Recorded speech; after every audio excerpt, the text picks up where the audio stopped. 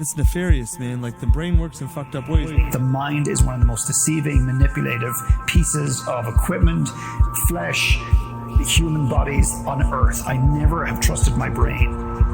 All of that weight lives in your head, and you are the decision maker. Psychology of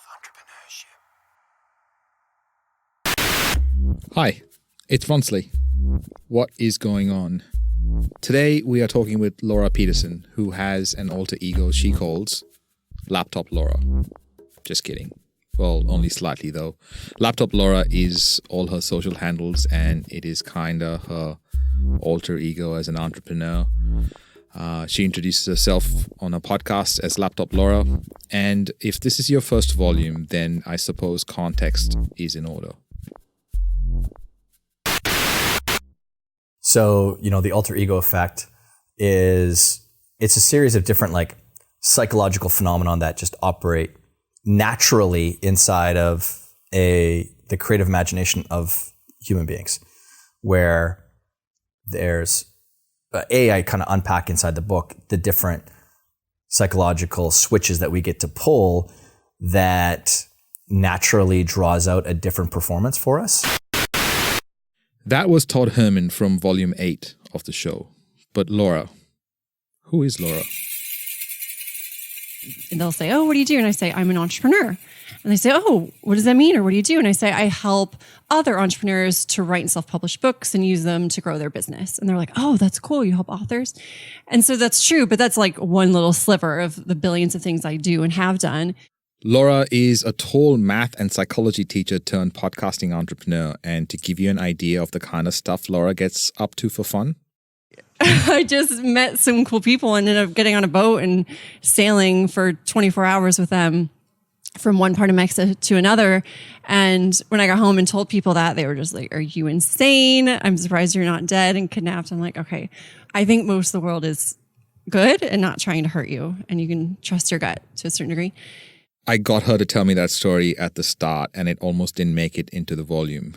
But it's Friday, so what the hell. It kind of tells you a lot of the kind of person Laura is. And while she was telling me all the stories of her travels, she started to talk about psychology in school and dream logging. So funny story, I started college as an English major and they quickly sucked the fun out of it for me because it was like read a big novel and write a big essay every week. And I was like, whoa, I'm losing the enjoyment of this because you're making me do so many so fast. And I started taking more and more psychology classes. The first psychology class I ever took was actually in high school. Not all high schools offer that. It was just a Psych 101 type of a thing. And it was a year long. And I literally took it as like, oh, this will be easy A, just like a filler, kind of interesting, but easy. Because I was like such a pure academic. The first thing that comes to my mind is we did a dream log. And so we actually would record our dreams and we had to keep a little journal by our bed with a pen. I just found this like 2 weeks ago because I was cleaning out some old papers and I came across this dream log from my senior year of high school. So this is like 1999. And as I flipped through and reread some of the dreams, they came flashing back to me like as if I had them yesterday. And some are so funny because I literally wrote them at like 2 a.m. So it's chicken scratch. You almost can't make it out. But I literally wrote it as soon as I became consciously aware and would write it out. And so we would then, as our assignment is we would analyze those dreams. And so a lot of mine, I have to say, are about being stressed out because I was such an academic nerd and I was so concerned about getting the best grades possible and going to the best school possible that I was always feeling this anxiety around like I have to do well in the next exam and things like that. Outside of psychology, that wasn't too bad. So I ended up switching my major to psychology and bringing back Emily into the story. I actually studied German in high school because of Emily. And I was like, I don't care what language I take, but I want to be in a class with Emily. So I ended up taking German for no other reason. And then at UCLA, I wanted to continue to take it and I wanted to become fluent. And I recognized I couldn't do that by just studying out of a book and in a classroom. So I actually studied abroad my junior year of college in Germany. So I lived an entire year in Germany.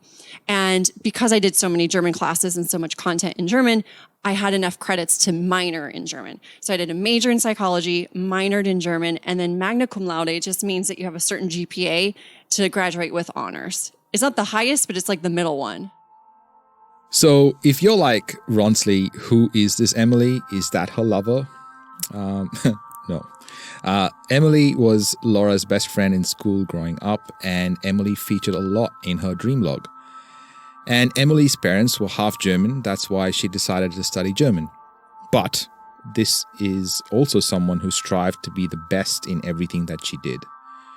She used to get anxiety in the build-up to exams because she felt that the pressure on herself to do well was enormous. The pressure to do well is upon us all. We don't even think about certain things because we don't want the pressure of coming up with a way to make that happen. These can be small things, like making date night a priority, or bigger things, like making the decision to move from a place that doesn't make you happy. And while the pressure will not go away, we can reduce the pressure in a variety of ways. And the best way to reduce pressure? Get better at what you do. But Ronsley, I want it now. I want to be an expert in my field as soon as possible. What if it isn't about being the expert?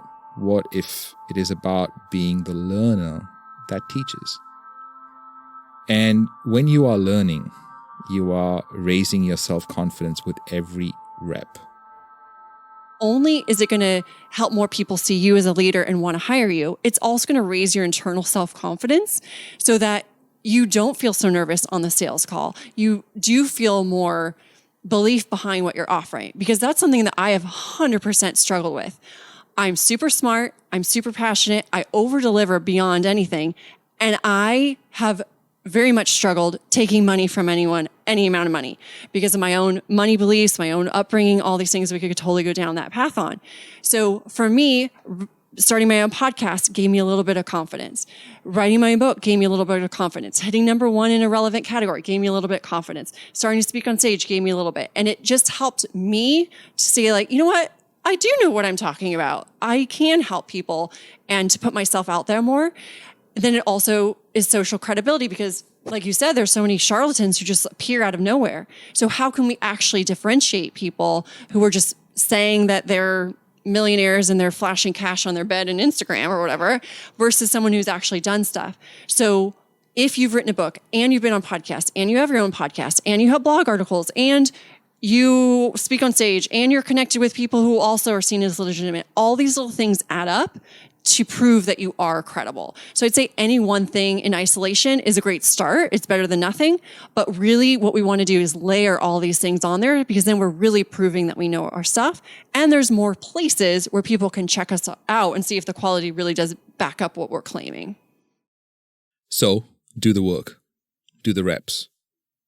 I suppose this is a good time to ask the question, are you putting the reps in for you, your relationships, and your business? And while I was worrying about my reps, I was thinking about what Laura just said about putting your work out there. Because when you put your work out there, what happens when the world decides to bite back? If something bad is going on, like a red flag, we have to pay more attention to that than good things because it directly impacts our survival. So we are programmed to pay more attention to negatives than positives, just as a defense mechanism. So that makes complete sense. But if we recognize it, then we can say, okay, this flare up of like horrible emotion and stress and anxiety and shame that I'm feeling because of this one bad review, that's why. That's why one bad review feels worse than the benefit of 100 good ones. So if we can just recognize it, we can detach a little bit from that emotion. And then the other thing I would say around like getting haters and negative reviews and things, that just comes with the territory. Like even like Mother Teresa, people have a problem with. Like, so how could I expect that no one would have a problem with me? And really the people who have the time and the energy to leave those negative comments, they've got to have something like hard going on in their life. So I actually feel more sympathy and empathy rather than a personal attack so much. And of course, if I'm getting a lot of them, then that's good feedback. Okay, if everyone's saying, I hate when you ask that question of this guest, okay, maybe it's time to reflect on my questions and maybe I'll get rid of that one. Like, it's great feedback. So you can take it as a constructive thing, but not let it just personally just stop you, because one, everyone's going to get that. And two, that person is probably really hurting and they're just trying to lash out and get attention in some way that they possibly can. And that has nothing to do with you. It is true. People even have a problem with Mother Teresa. But it was hard to see that however I looked at it, we all care about the question, what would they think? Where I come from, in Goa, the common saying is, what will they say? For example, if a Christian marries a Hindu and that has never happened in that family before, then even if the couple are in love, the family might be against the whole marriage because they will say it out loud like it is a reason. What will everyone say? As much as it angers me, I do it too, in different ways and at different situations. I probably do say things and do things because at some level I'm worried about what happens if the world disagrees with me. This level of awareness about seeing what angers me is actually very new. But then Laura started to talk about what goes on inside the 6 inches of her little noggin. For me, being aware, just knowing, has helped me so much detach from it. It's almost like it has this power over you until you understand and it's there. And then once you realize, oh, the reason I feel like I'm going to throw up in my stomach before I go on stage is because of all this like built-in stuff behind it that has nothing to do with me. I can see it for what it is and say, I'm going to step into it anyway. I might feel this little nervous, but I'm going to step into it anyway. That's what helped me, at least with public speaking, is I held back for so long because I was afraid of what the other speakers and the event organizers were going to think of me. I thought they were going to see me as a fraud. Who does this girl think she is? She's stupid. She said that wrong.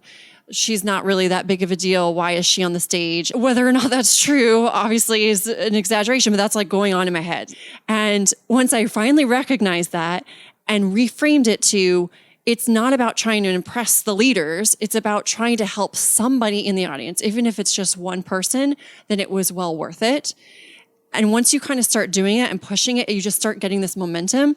So I can say, after my first talk that was in front of like a good amount of people, it was in front of a couple hundred people. It was like on this really big, like legit looking stage. Afterwards, I had so many women come up to me and say, I wasn't just inspired about books because that's what you talk about, but I was inspired to speak because I'm seeing you speak. And I'm like, yes, because I feel so strongly too about we need to see more women on stage and as leaders, and how I can't just sit around and complain about it. If I actually go and do it myself and push through my own limiting beliefs, then I can inspire other people to do it too. So I think by just recognizing the things that are holding you back is kind of like that fear stands for false evidence appearing real. So if you can recognize that and then reframe what are the benefits to you and others that you could get from pushing through this comfort zone boundary, and I think that combined will really help. While Laura was saying all this, one thought kept crossing my mind. How many times have I gotten angry with someone because they said something that pushed up upon my comfort zone boundary? When we come back, what if we were all just obeying authority? And I have proof to show you that we all are.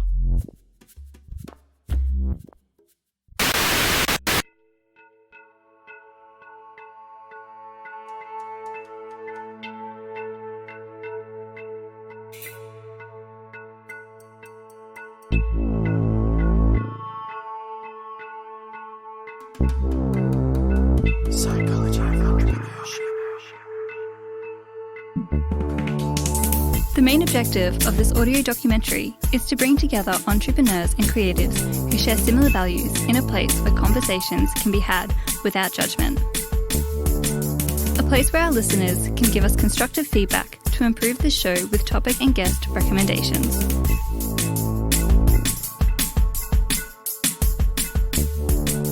For access to this space, go to mustamplify.com/POE and click the button. Before the break, comfort zone boundaries, steps of confidence, and dream logging. Now I wanted to get into some of Laura's teachings. So, for someone that has studied what goes on inside the brain of anyone, at whatever capacity, what were the things that were like a given? You know, stuff that everyone who studies Psychology 101 would know. Stuff that everyone knows as gospel, on which other psychology ideas are built on. So I wanted to know, what did we not know that anyone in the field of psychology would like know as default? So one thing that's huge that I see all the time, especially when I start debating politics with my father, is something called confirmation bias. And so I think understanding something like confirmation bias can really help you if you're dealing with clients, or if you're just analyzing your own behavior, or if you're having a discussion with somebody.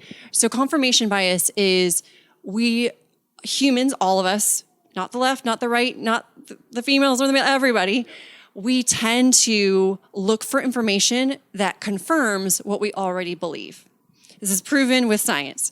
So my father is very conservative politically, and so if we watch the exact same news conference, he will say, "Did you see how XYZ reinforces what I already believe?" And I myself am independent. I don't like either side, but I'm very much not extreme right. So I'll say, but what about ABC? I saw those things that reinforce my belief. And so we can literally have the exact same experience and take it completely different ways. And that's because of confirmation bias. So I think knowing that can really help you understand yourself better and your tendencies, and it can also help you communicate better with people. So that's one thing that studying psychology can help you in real life or in business. Confirmation bias. According to Wikipedia, confirmation bias is the tendency to search for, interpret, favor, and recall information in a way that affirms one's prior beliefs or hypotheses. It is a type of cognitive bias and a systematic error of inductive reasoning. Both cognitive bias and inductive reasoning are subjects within the field, and systematic error is continually repeating error over a period of time. So everything I search, everything I hear, everything I consume in one way or the other is making my quest to make myself right. If I extrapolated that out, every time I disagreed in a situation, by default, my mind will look and find for and obsess about proving rightness or being correct. So in those situations, why would I even care about listening to the other person's point of view? And if I'm not conscious of this fact, do I really mean it when I say, I hear what you're saying, but I don't agree with you? Or am I just saying that because if I agree with them, then my argument breaks down? And all I've done for all this time is believe that this version of my truth is correct. And I've got all this confirmation bias to back up my claim, so why would I be open enough to even accept the idea that a tiny percentage of what the other person is saying is even true? But enough about me. Laura, you thought of another thing. Another thing that I thought of when you're kind of posing the question was around authority and obeying authority, which I think is really a fascinating thing.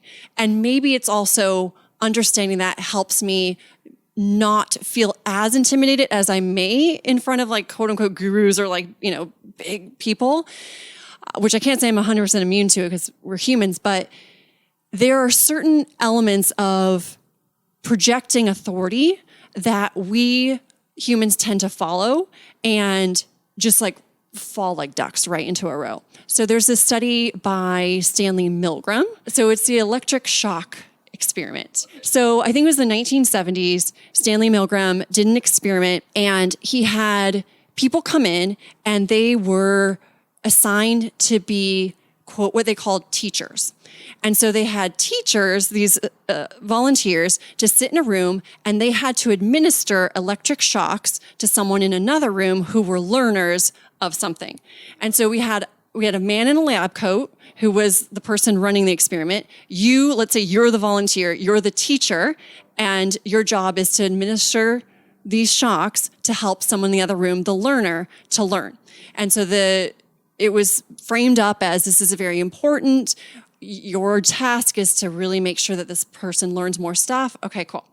So the learner will answer a question right, everything's great. They answer a question wrong, and you're instructed to administer a very light little shock. And so the shocks on the board in front of you go from very little minor, just like a little prick, to all the way to the end where it has like XXX, it's in red, it's like danger extreme. And so the person who is the learner, actually, you don't know this, is not getting any shock. They're a Confederate. So they're in on the experiment. They know what's going on. They're just pretending. But you, the teacher, do not know. So you're administering shocks, and they start getting stronger and stronger and stronger. And the learner in the other room starts to protest and say, ouch, that hurt. Please don't do that again. Like, no. Eventually they say, I'm not answering the question. And the man in the lab coat says, please continue. And you, as a teacher, have to decide, what are you going to do? Are you going to administer the shock, even though they didn't answer? No answer counts as a false answer.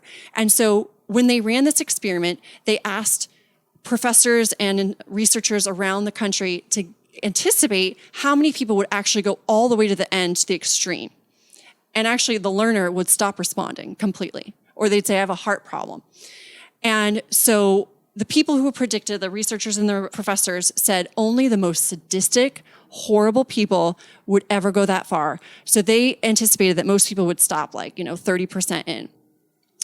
Au contraire, almost everybody went all the way to the end. And this is men, women, housewives, students, everybody.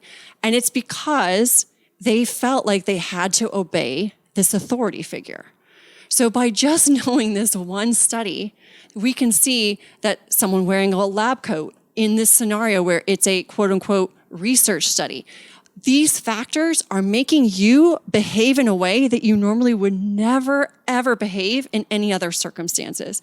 So if we can understand that, situational context is very important, or how other people are dressed is very important. We can start using this to avoid being in a bad situation, or to do better in a different situation, not feel intimidated by someone. Just because someone shows up in a nice suit and some fancy watches in like a Gucci bag or whatever, doesn't necessarily mean that they're successful. They're putting on these things to make you think a certain way.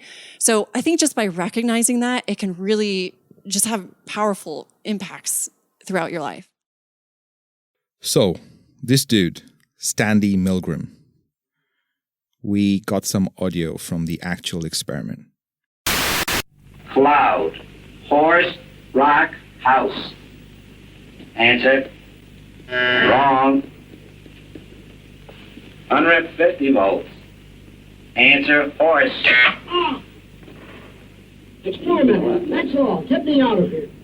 Get me out of here, please. Continue, please. Go right on. I refuse to go in. Let me out. Refuses to go on. The experiment requires you continue, teacher. Please continue. Shot, 180 volts. I can't stand the pain. Let me out of here. Can't stand it. I'm not going to kill that man there. I mean, who's going to take the responsibility if anything happens to that gentleman? I'm responsible for anything that happens here. Continue, please. All right, next one. Slow. Walk, dance, truck, music. 375 volts. I think something's happened to that fellow in there. I don't get no answer. He was hollering on less voltage. Can't you check in and see if he's all right, please?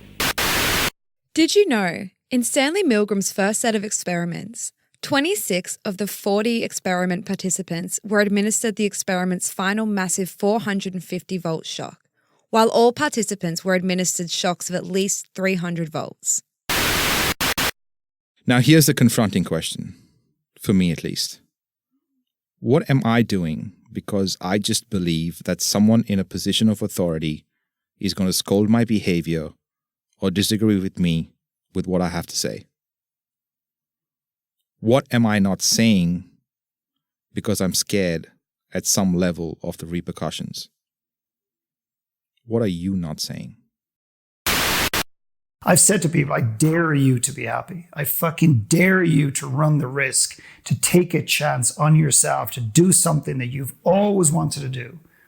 and run the risk of being happy, because so many of us want to play safe because we think our mind deceives us into thinking that if you're in control and if you play safe, you will be safe. There is no greater lie that we tell to ourselves, because safety is driven by insecurity, and insecurity is driven by a need to control, and control is a fucking illusion.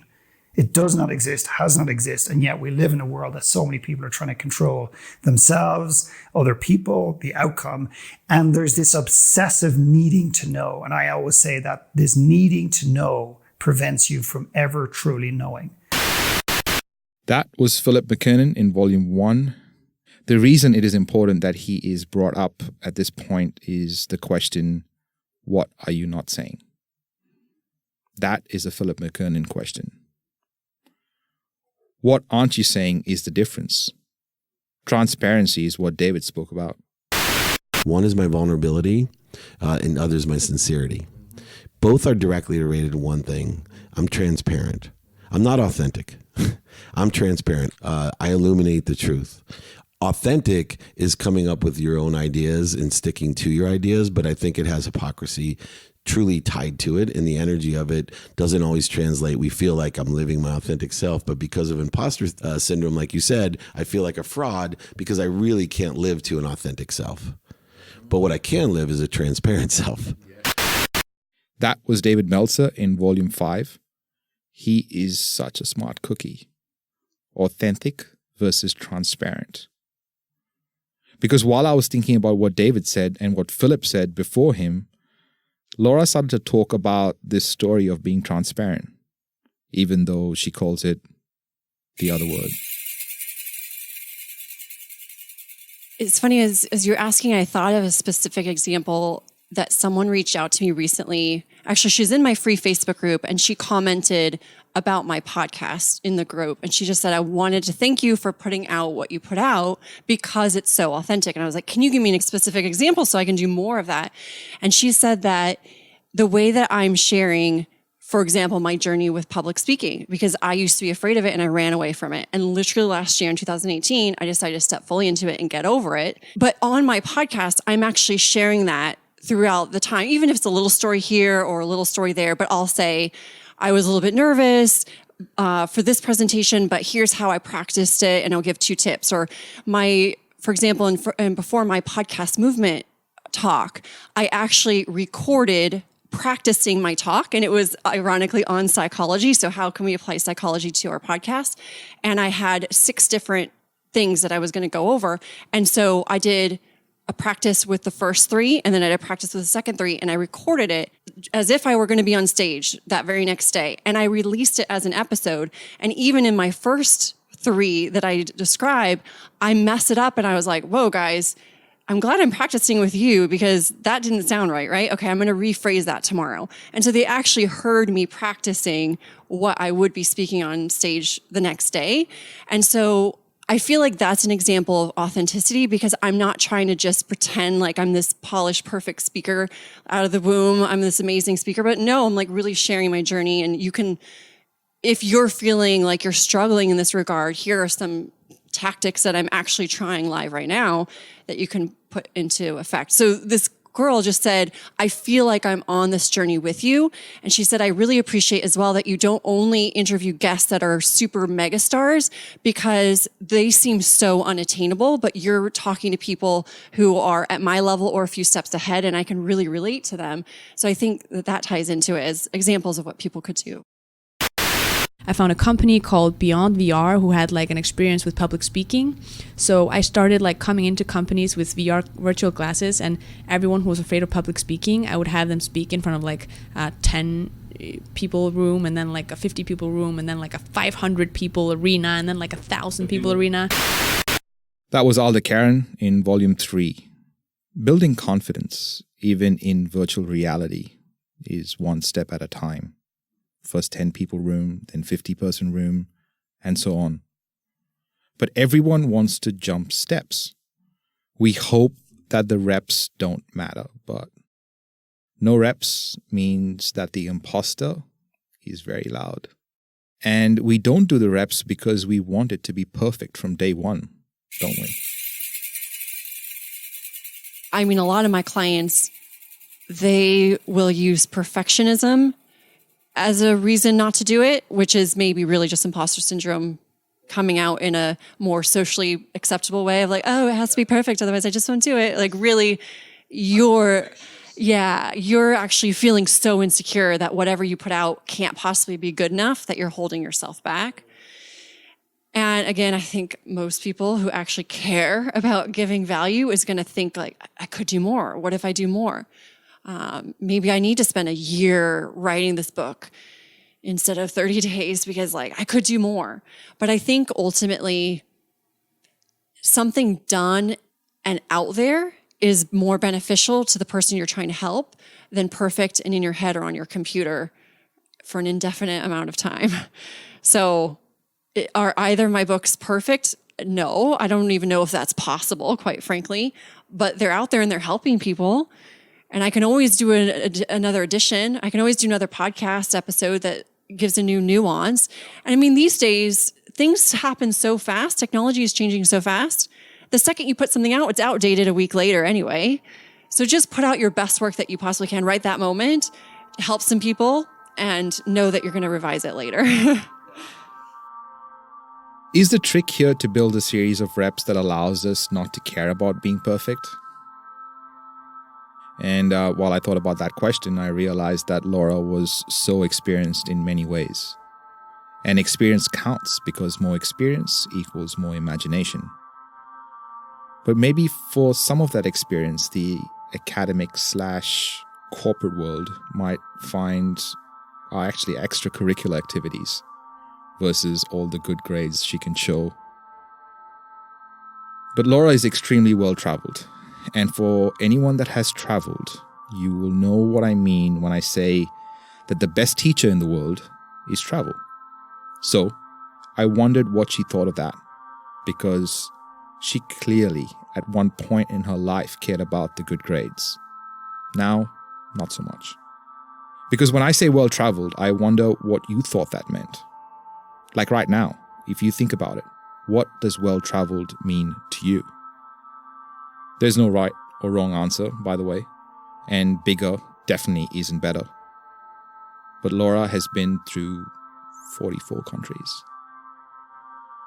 I think that they may not recognize the trade-offs that I've also made. So for example, I am 37 and I don't have kids.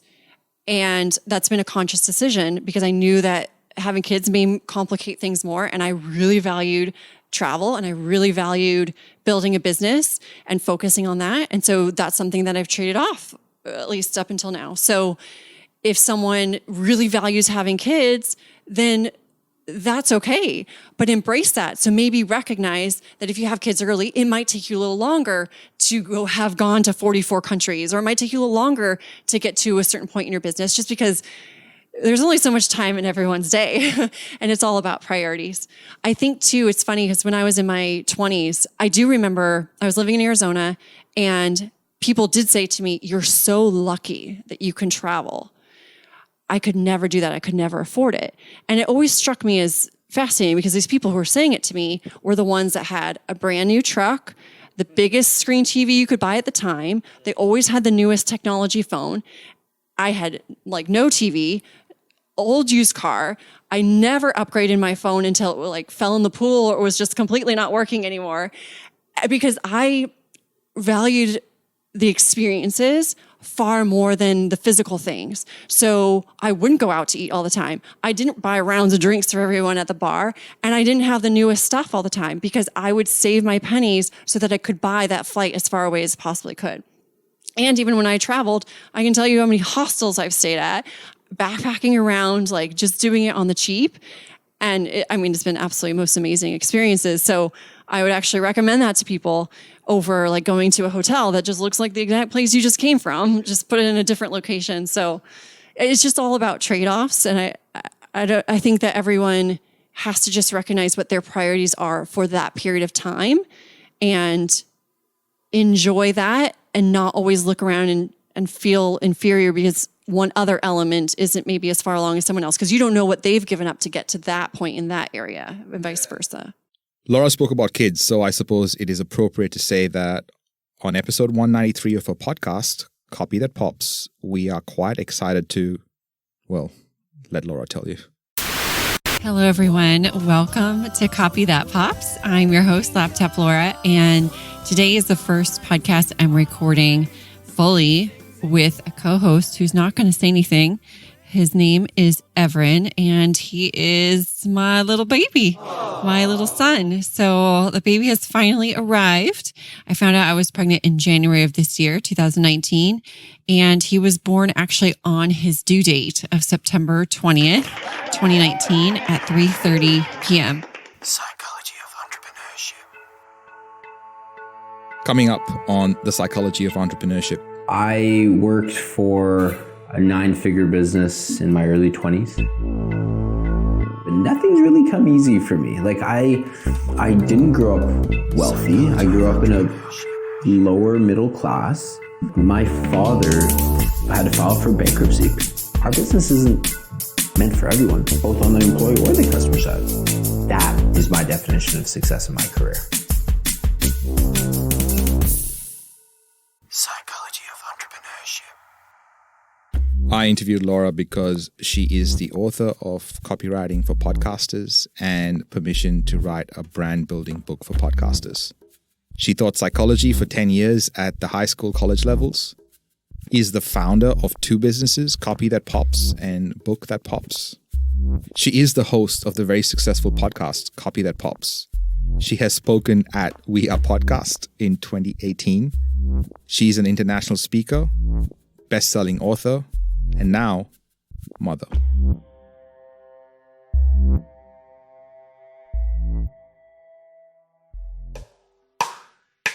This is a Must Amplify production. Special thanks to every guest expert that has appeared on the show. Editing and sound design by Kelly Bonnyman and Joel Thomas. Voiceover by Sonia Stone. Fact voiceover by Kelly Bonnyman. Guest research and content by Claire Gould. Project managed by Shannon Morrison. Produced and hosted by me, Ronsley Vaz. For more episodes and where to listen, go to mustamplify.com/POE. Hey, it's Kaylee from Must Amplify. I'm the sound engineer for this volume of Psychology of Entrepreneurship. I'm a part of the team that made this production come alive. Our team consists of members from all around the globe, with our headquarters based in West End, Brisbane, Australia, the land of the drop bear. For more about the cool stuff that we're up to and to work out of our studios, head to mustamplify.com. Are you still listening? Here's our little gift to you for sticking around. And while I was worrying about my reps, I was thinking about what happens. I'll say